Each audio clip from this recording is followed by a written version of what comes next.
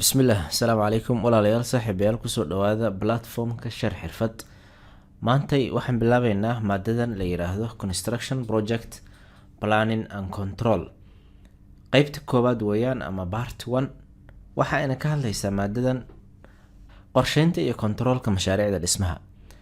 construction project planning and control. construction marka waxa weeyaan dhismihi, projectina waa mashruuc, planning kina waa qorsheynti, controlna waxa weeyaan in la korjoogto in lagu sameeyo.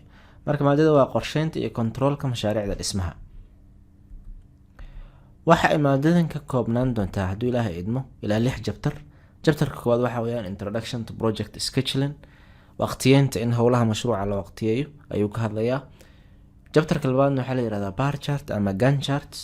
waxa uu ka hadlayaa sida loo soo bandhigo qorshaha isaga amaba waqtiyeynta la waqtiyeeyay howlihii mashruuca la dhisayay. jabtarka saddexaadna waxa uu ka hadlayaa waxa la yiraahdo logic networks. kadibna waxa ku xigo oo ah sida howlaha isula xiriiraan. kadibna waxa ku xigo jabtarka afraad ah the critical path method. howlaha ayaga ee la waqtiyeeyay isla markaana si isugu xigaan la cayimay in bilow ila dhamaad waqtiga ugu khatarsan ama ugu halisan ay tahay in ilgooni lagu eego sidii loo soo saari lahaa weeyaan. CPM ayaa la dhahaa. waa arrin lagama maarmaan u ah engineer kasta oo planning ama qorsheynta mashaariicda dhismaha ka shaqeynaya ama qof kasta oo mashaariicda dhismaha ka shaqeynaya inuu yaqaano ay muhiim tahay. waxaa jabtarka shanaad ah precedence networks. waxa ay dhahaan howlihii ayaga ahaa siday u kala horeeyaan ayaan ayadana baran doonaa.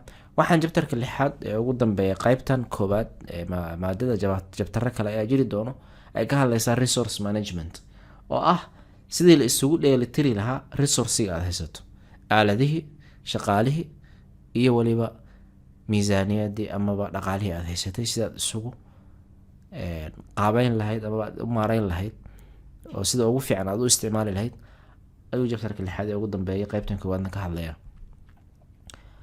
buugga aan adeegsan doono maadadan waxaa la yiraahdaa oo raadraac aan ka dhiganayno ama tixraac waxaa la yiraahdaa construction project scheduling and control.